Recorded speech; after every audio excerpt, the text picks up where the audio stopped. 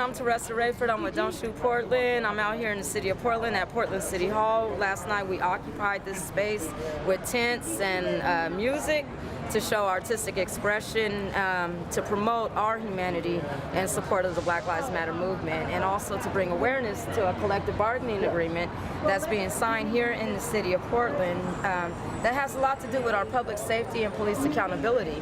We wanted to bring the awareness to our community at large because I don't think that they understand the implications of some of the policy and how it surrounds us in some of the same problems that we've been protesting for. The community knows we're out here protesting, but a lot of times, as far as, you know, from your standpoint as a community leader, they don't realize that the protest can influence policy. What did you learn today, Mr. Dean, here in City Hall? Honestly, it's been like a good 2 years that I've been trying to get into the social justice and understand how does it all work. And honestly, when I first was trying to break in, it got so overwhelming.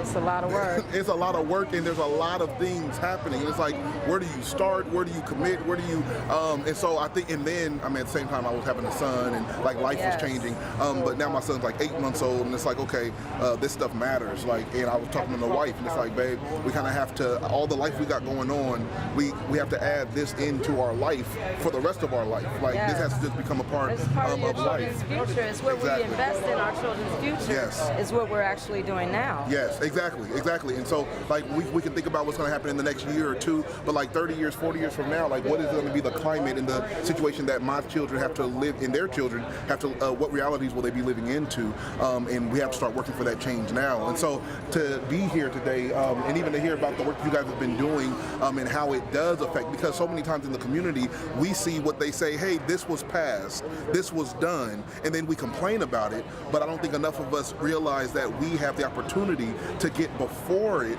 and have a voice in whether or not it actually becomes law or legislation or what have you. And so that's what I want to kind of go and tell the people that I know that are not as involved but are impacted, is that, yeah, if you don't show up to the meetings, I guess your voice doesn't get heard. If I have a child that plays basketball and all the white parents get together and say, we want blue uniforms, and then I just find out they're blue, that's cool, but there was a meeting when they asked, what color uniforms do y'all want? That's right. You had a choice to vote in or not, or not show up. You can be the one that's absent. Right, and even if you feel like, well, my one red uniform vote won't affect all the blues, well, yeah, but bring some of these other parents, too, who want red, and now y'all's voices, if you become the majority. So it's just saying that we just got to get involved, get in action, because our voices do matter. They do hold weight. I think in our community, though, it just feels like, yeah, we're going to do all of this protesting and attending meetings, but they're not going to hear us. So people are discouraged from even coming out. But I think what I'm learning and seeing is that it matters more than, yes. We got a lot of power. Yes. And the thing is that if we didn't protest, us, the poor people,